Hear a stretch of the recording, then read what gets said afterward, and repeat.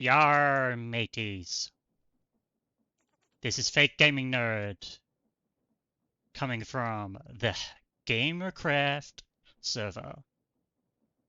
Pew pew pew pew pew pew pew pew pew pew pew. This is definitely not the second time I've done this intro and accidentally pressed the don't record button.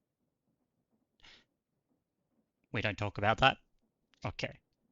So it's finally time to get Jeffie out of here because I've done some more excavation and I think I found a good place for Jeffie to go. So we're gonna bring wonderful Jeffie on a lovely trip.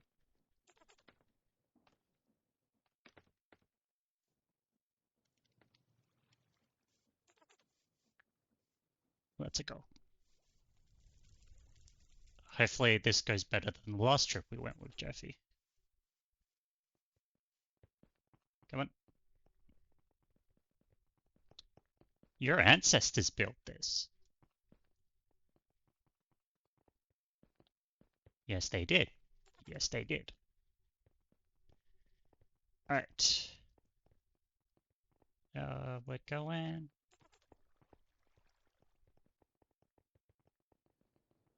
Oh. Um.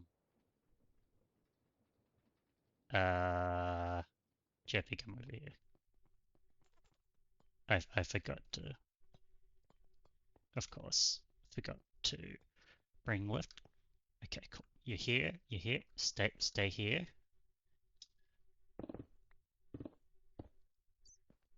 Jeffie, get it. Get in the hole.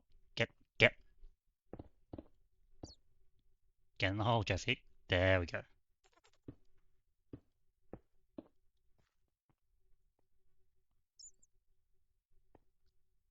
I hope to God Jeffie doesn't die somehow. There we go.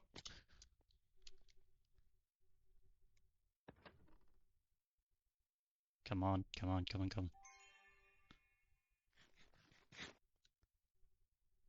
Short preview. We have excavated more. Alright, let's get Jeffie again.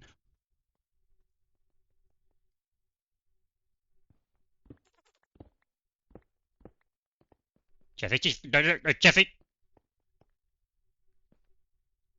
See, this is why we had Jeffie in a hole. Because Jeffie just does Jeffie things, and we love Jeffie, and we don't want Jeffie to die, but Jeffie doesn't seem to have gotten that memo. No, Jeffie!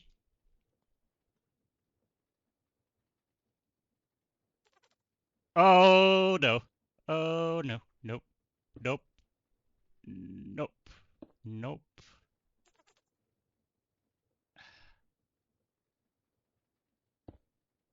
No! Jeffie!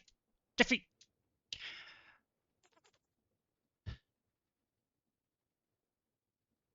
Okay. Okay. Okay. Okay. Okay. This way, Jeffie. Jeffie. Jeffie. Jeffie. Jeffie. Alright, you can climb. Up. Jeffie. This way. This. I should have brought a walnut. I should have brought a walnut. Why didn't I bring a walnut? Come on, Jeffie. Jeffie. We're bringing a walnut. We're gonna get a walnut. Because I swear to God, spoiler alert, this is actually the second Jeffie. I am not losing Jeffie again. I have kept Jeffie alive for 3 weeks now in that hole. Hey, Ark. And I am not losing you now.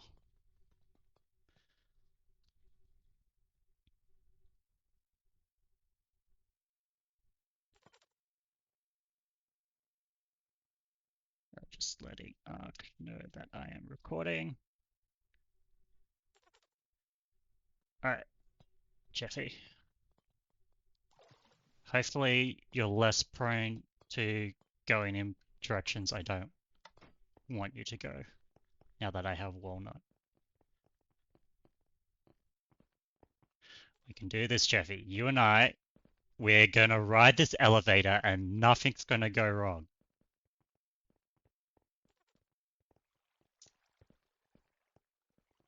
You have no idea how long I have spent setting up this. No,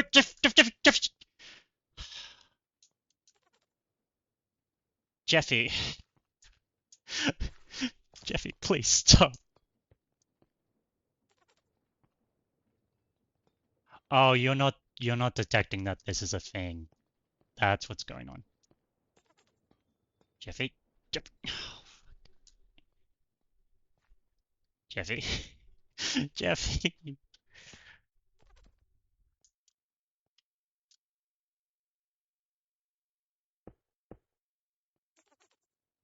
How are we gonna do this?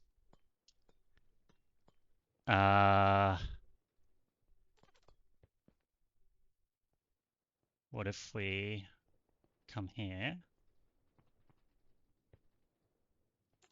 and then push Jeffy onto the contraption? Okay, and then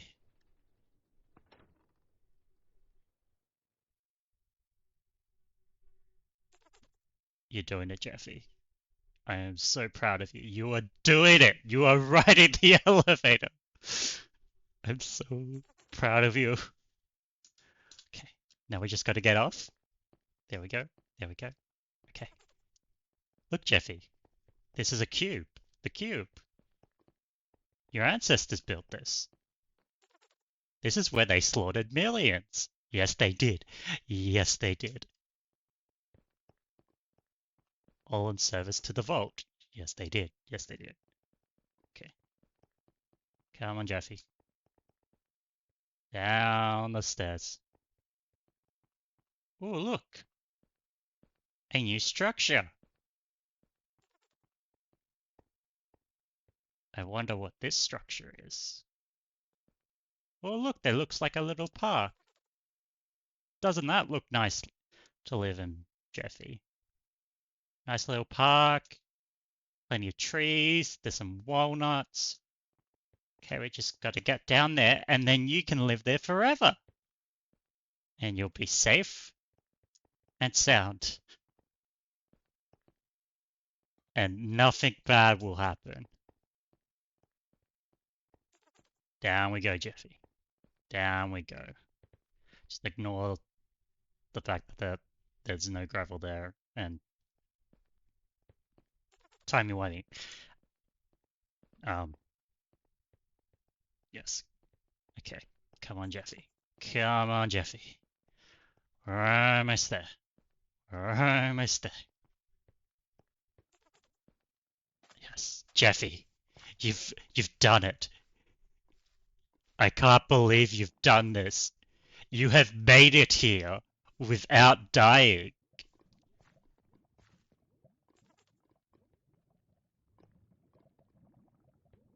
I don't know what this structure is, but you made it to it. That lava is a little bit ominous. Okay. We're gonna take Jeffy off the leash. And you've immediately climbed things. Good work. Okay, Jeffy, you stay there. We're gonna have a look at this structure. There are minecarts. Ooh, name tag. For Jeffy the Third, perhaps. Ooh, another name tag. How lucky. Alright. Trees aren't looking particularly good. I wonder what happened to them. Oh, there's not even... This one doesn't even have leaves. I wonder what this is.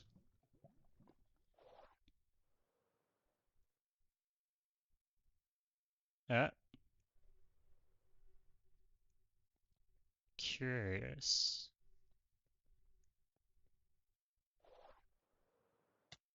Wonder if there's a way in. Whoa. Whoa. That's something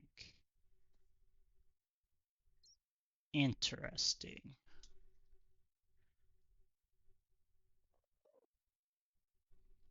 Actually, you know what? I'm gonna be a tease.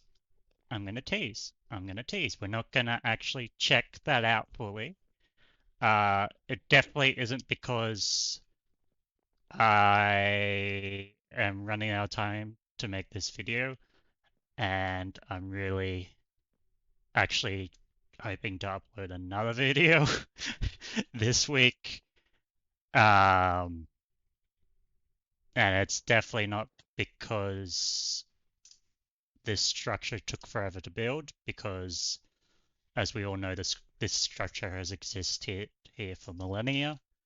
Um, I never build any of the structures. It's always the squirrels.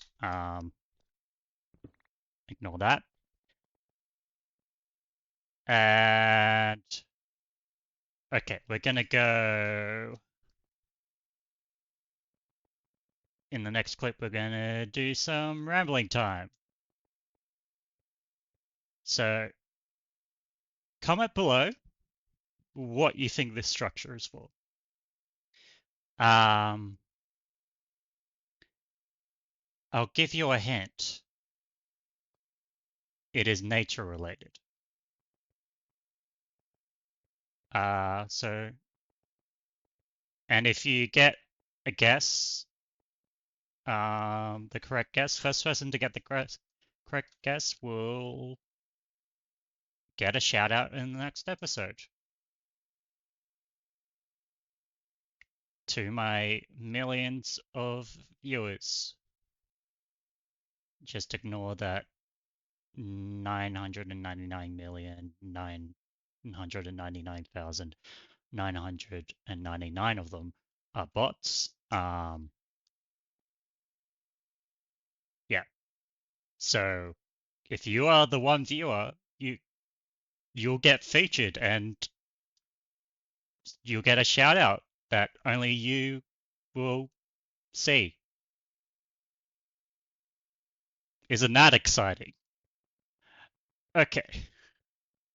I'll see you in a bit for some rambling. Hello, and welcome to Rambling Time with me, Big Gaming Nerd.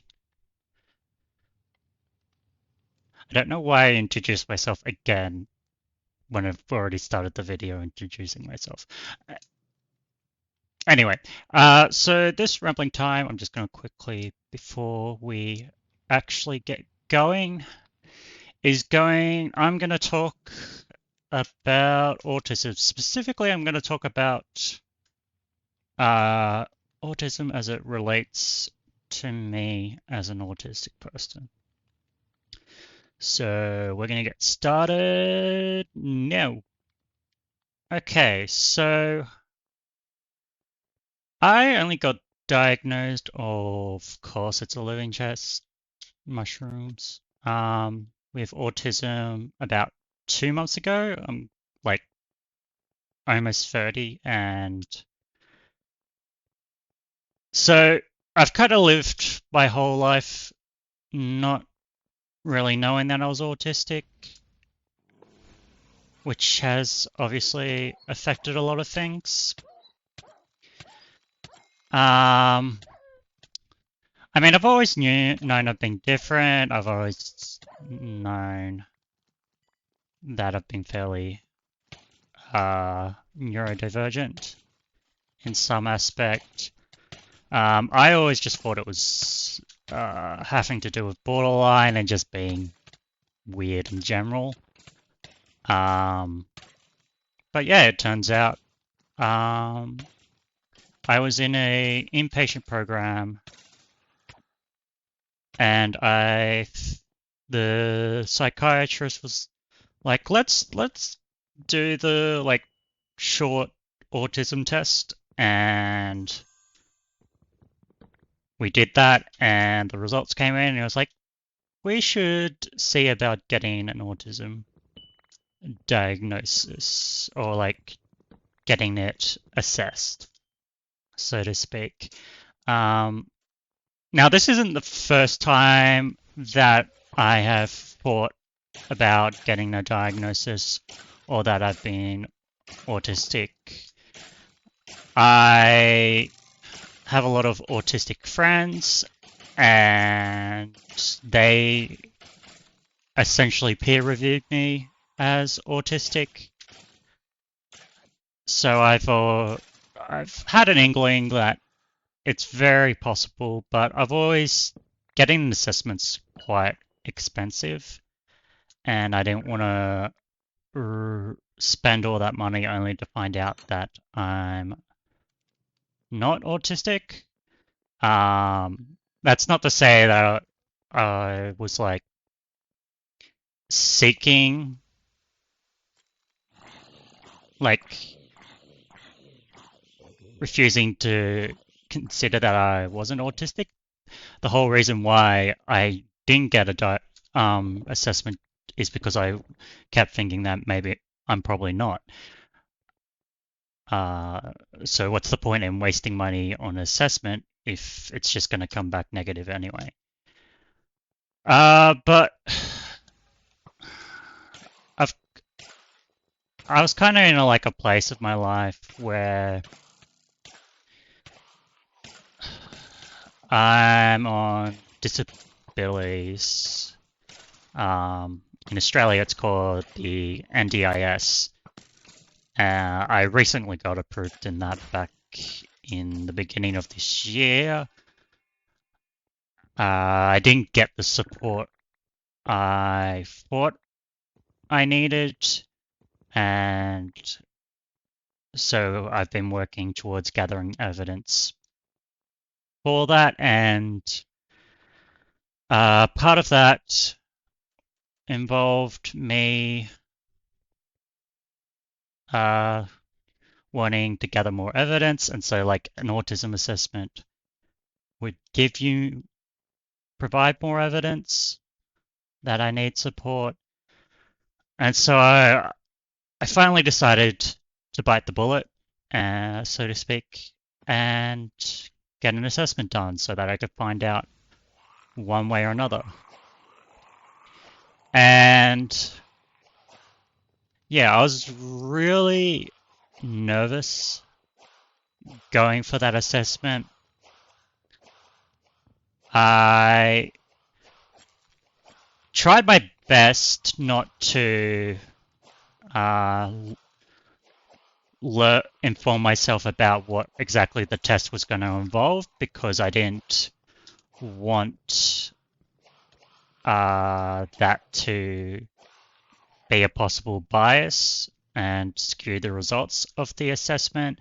But I did talk to one of my psychologist friends who are psychologists and other autistic people about which assessment styles are best for for adults, and then looked online at psychologists who would do an assessment using that particular style. And yeah, so usually I like to be informed about things before they happen, because surprises can quickly overwhelm me, as I'm sure people with anxiety can relate to. So that was the main reason I was nervous. I was also nervous because, like I said, it costs a lot of money to get the assessments done. It's also meeting with a psychologist that I haven't met before. So that's always nerve-wracking because you never know if they're going to be a good psychologist until obviously you see them. Like you can look up reviews, but reviews can be few and far between. And yeah, so I turned up to the day and actually before the assessment, I actually turned up for this session where I had a consult with the psychologist. They kind of went through what to expect somewhat, and also just to like, hey, observe me in the wild. If it's very clear that I'm not autistic, tell me so I don't have to spend that money. And yeah, they got to me and were like, hey, we think I did quite a lot of screening tests, and the results were like, yeah, we think it's quite likely. Well, we think there's a strong possibility that you might be autistic, so therefore it's worth exploring. So that was a little bit reassuring. I didn't want to get my, like, I don't want to say hopes necessarily. I just didn't want to, I didn't want to expect something and then not get it. But I was considering the possibility that this might actually happen. And to be honest, I was quite surprised that I passed, so to speak, the first consult, because my brother, as a child, got diagnosed with autism, and I kind of assumed that I would have also been tested as a child. So the fact that he didn't pick it up when I was a child was kind of interesting. One of the possible explanations for that is that I'm non-binary, and a trans woman, and how autism shows up in women is not really as well known, and shows up differently than it does for men. I don't know how sex comes into it. Like I don't, because it's a lot of studies. It's they either use male or female, or they use man or woman. And sometimes it can be like, depending on the studies, it's hard to tell if they are talking about sex or if they are talking about gender, even if they use those terms. So that might have had an effect. I'm not going to say it did, because I don't remember when I did look at the studies whether they said male, female, or man or woman. And I don't know if they tested trans people as part of those studies. So I don't necessarily know whether that would be applicable to me. So yeah, even though I was going through all this, I was still kind of expecting it not to happen. So the fact that I got through the first consult was surprising to me.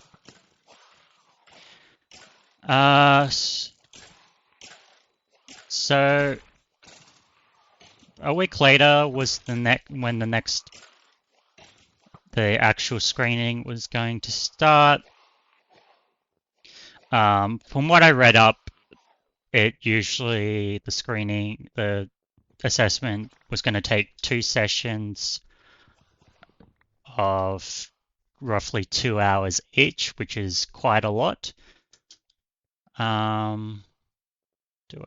that an Ashium? That is an Ashium, nice. Which is quite a lot.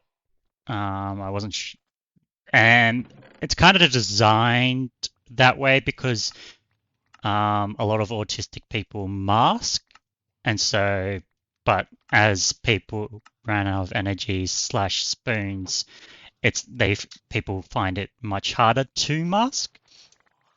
And so one of the reasons why the sessions are so long is to try and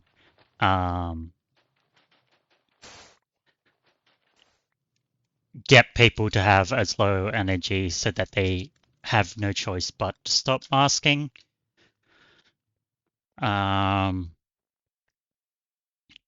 so I was kind of concerned about like how am I possible. Like I was worried that I was going to get overwhelmed and it was going to be too long. Once again, that's kind of the point for why it's so long. Like because autistic meltdowns are a pretty good sign pretty obvious sign that you have autism. So if that ended up happening, and also just see what happens when that occurs, because the assessment's not just about a piece of paper saying, yes, you have autism, or no, you don't have autism. It's also about what particular symptoms you have, because autism is very different for a lot of people. Like there obviously is a lot of overlap, but there's also people have some symptoms and don't have others, especially when it comes to sensory. Like people will have, like for me personally, touch and textures is something I'm especially sensitive to, whereas I'm not so sensitive to like visuals. I'm a little sensitive towards oral audio inputs.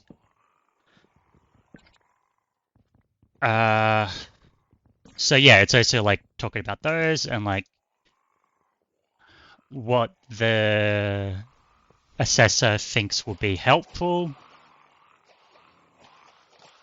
And also like there's 3 levels for autism according to the DSM-5, I believe, is the one with the 3 levels. I don't know if the 4 also has that.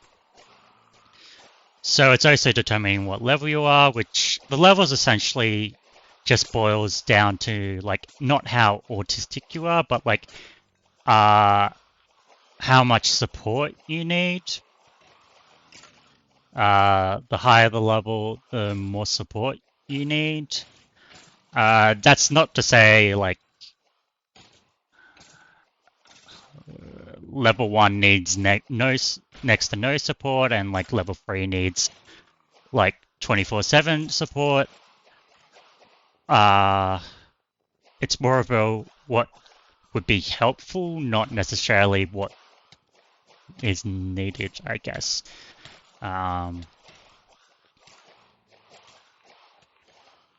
Slash, like, obviously if people have coping strategies, those can, so like a person that is, for example, level 3, but has a lot of coping strategies, and it's got a lot of unofficial support, could actually handle things better than, say, a level 2 person who doesn't have coping strategies.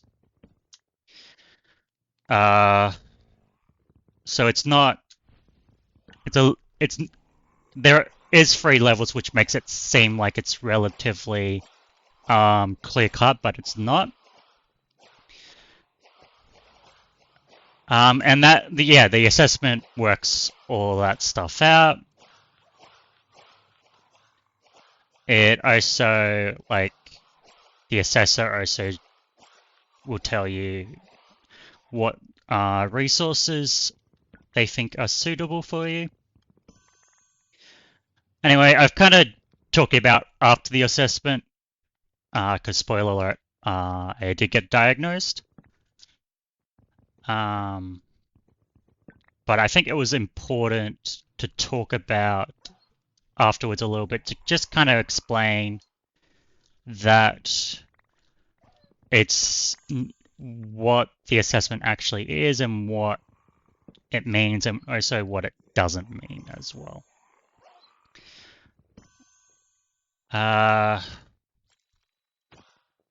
Yeah, so I turned up to the first part of the assessment, the second time I was seeing the therapist.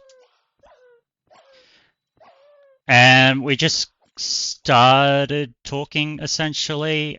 One of the good things about the particular assessment style that we were getting done is that a lot of it involved essentially going like, okay, start talking about your special interests or what interests you. And as you can probably tell by like the fact that my videos involve me rambling about something for 25 minutes, I talk a lot and I like talking about things I'm interested in. So that I was somewhat enjoyed that part of the session. And yeah, then we moved on to talking about, okay, what are your how do you respond to certain touch? Do you have like particular sensitivities to touch? Do you have and did that for like all the senses? For me personally, the biggest one was touch. Like for example, I can't do online clothes shopping because I need like certain materials or fabric I don't like the feels of or can't stand wearing. And it's not just straight of like, okay, I can wear cotton. It's like sometimes the cotton's okay, sometimes it's not okay. Sometimes the material works, sometimes it doesn't.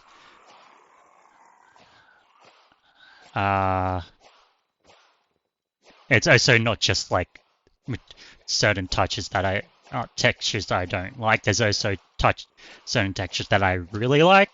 So like, depending on like, oh, if I'm going casual wear, then I'll want to have this fabric.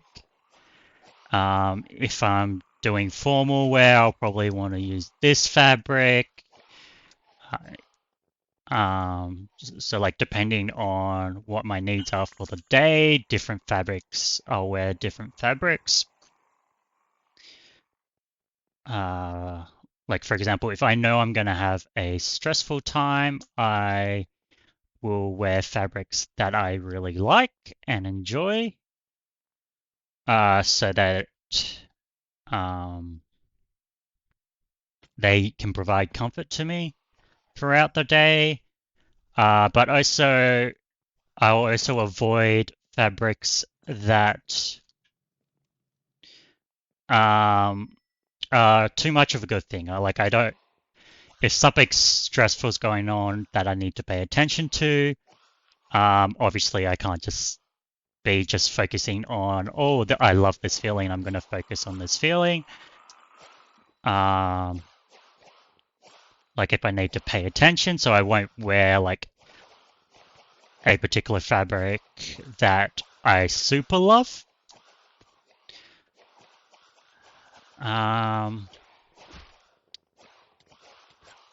when it comes to visual, sometimes certain lights can be a little bit harsh for me. It's usually not too bad, but I do like a lot of colors. I wear a lot of colors. I like surrounding myself in color. I don't really like neutral colors at all.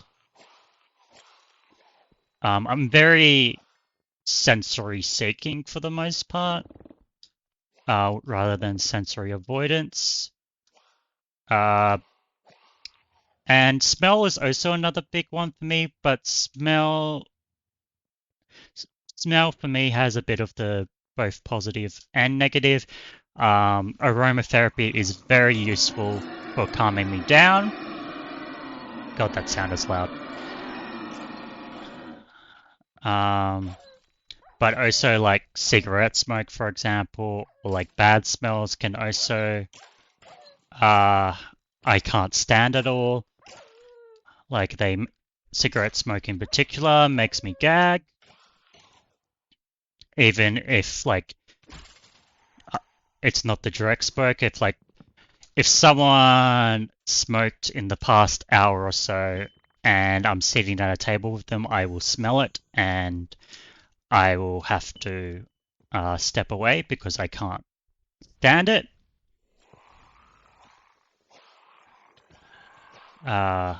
Especially when I'm eating, if I'm smelling smoke and I'm eating, I'll lose my appetite / gag even more. So that can be an issue. Sound, I usually wear noise cancelling headphones when I'm out, because it's a little bit of combination of like, I don't like half hearing a conversation. I find that stressful because my paranoid brain will go, oh, were they talking about me? Are they laughing at me for something I'm doing? And also just like, especially in supermarkets, I can get overwhelmed quite easily, and wearing noise cancelling headphones tends to help with that quite a lot.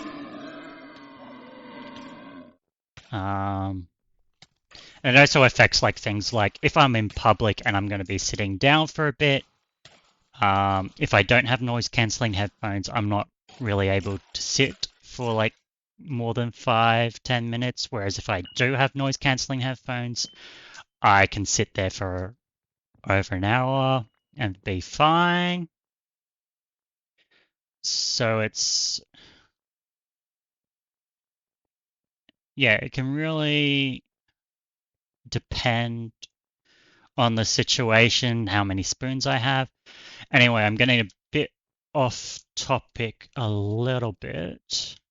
So yeah, the assessment ended up only being the first session for 2 hours, mostly because as part of my mental health journey, I've had this real emphasis on trying to be as transparent and honest, to the point I'm a little bit blunt about my feelings,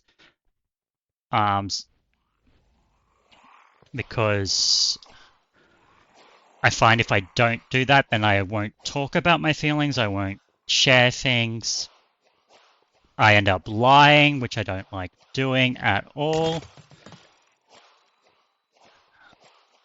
And I'm kind of an all or nothing person, so I can either be completely silent or I can be completely open. And I, over the years, actively made the decision to be fully open, which I think has helped for my mood, and also just connecting with others is a lot easier when you're actually expressing how you feel.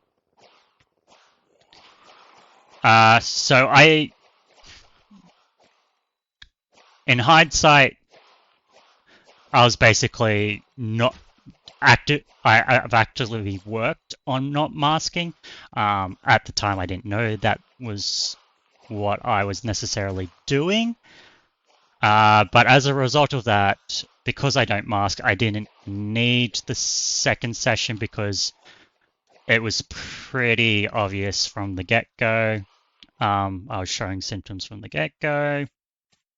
Like I have bracelets with beads on them. I was touching them a lot. I got really excited talking about my interests. I was quite open about all the sensory stuff I just talked about. And so the assessor decided the second wasn't needed and was like, yeah, you're autistic. Not directly after that session, obviously, because the assessor does have to spend time like reviewing their notes, going through the diagnosis criteria. Like the actual session is very focused on they do have things they're doing, but they're focused on taking as much notes as possible. They're not necessarily focused on, okay, this person showed these things and that fits this criteria. This matches with this criteria. Because while they're doing that, they could miss things. So it's generally not good.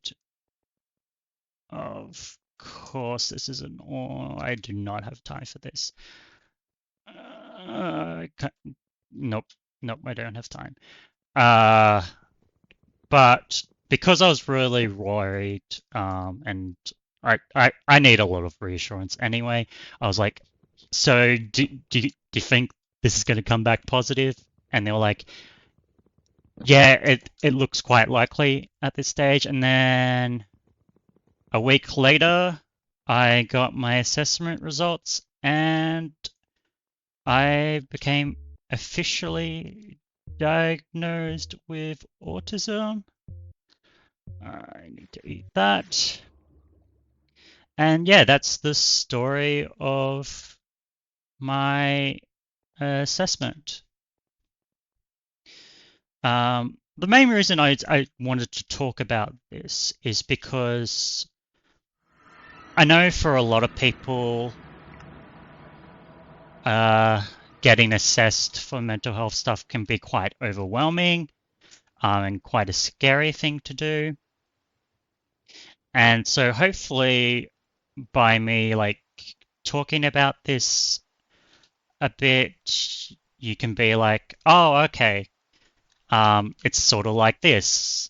So you don't that can help with the nerves. And also just because, yeah, getting an autistic assessment, being autistic is a state of being for a lot of people in this world. So, and I believe it's important to recognize that and also uh, do my bit to be a little kind of represent that in people's media consumption. And also just, yeah, so that people don't feel as alone. They feel more included and also like, so they can be like, hey, I also experienced those things. That's nice to know that I'm not the only one experiencing that. Um, this particular topic doesn't go into this too much, but it does. Uh, but it can also be like if when I'm talking about my experiences, I might talk about it like, oh, I find that aromatherapy because I'm quite um, because smells I'm quite sensitive to smells. Aromatherapy is quite useful for me as a coping mechanism, and people can be like, "Hey, I'm sensitive to smells as well. Maybe aromatherapy could be useful for me. Aromatherapy, by the way, is just a fancy way of saying um, using smells for in a therapeutic way. So like triggering memories, providing comfort, setting moods if you want to feel a particular mood, as a form of self-care, etc. So even though it's aromatherapy, like these big buzzwords, it's really just smelling stuff in a way that helps you with your mental health. So that's been Rambly time with the fake gaming nerd. Apologize for the beginning of the episode being a bit of a tease and taking a little bit longer than I would have liked. I'm actually going to be trialing something this week where I'm going to try and release 2 videos this week. I'm going to release a Minecraft video, which are, for me, the Minecraft videos involve a bit of lore. They require quite a lot of um, setup, a lot of behind the scenes work. That so it's like I probably put like 12 or so hours into making roughly a 45-minute video, Minecraft video. Um, and I do want to release more content, and also because I do like rambling a lot. So I'm gonna also release a second video every week. That's gonna be me playing some other video game, and it's gonna be very. I'm recording ev ev everything I'm doing, and in that video game, I haven't decided whether I'll be like editing out parts or if I'm just going to release the full thing like a stream. It won't actually be a stream, but like, like VODs and stuff. Um, or if I'll be cutting things. It'll probably be a combination of both of them. And those will have like minimal editing. I won't be having things prepared as much or at all. So that require less behind the scenes work. So hopefully uh, I'll be able. It won't take as much energy as the Minecraft videos. Um, and for this week, I'm gonna be playing the Elden Ring DLC, but I'll be starting with a fresh save file. So part of it will be me just playing the base game. I'll try to get to the DLC as fast as possible. I'm not particularly good. I wouldn't say I'm good at Elden Ring. I'm all right. I'm mostly going to be doing a different playstyle, so I don't know how long it will take me to get to the DLC. But I'll be trying to take as many shortcuts as possible. So yeah, hopefully that will come out two or 3 days after this video. And if not, I'll see you in the next Minecraft video. This has been Fake Gaming Nerd. I hope your day has gone as well as it can be. Know that you are loved, that you are valid. I am glad that you exist in this world and that you've decided to spend some time with me. And I will see you in the next video, whatever that may be. Ta-ta.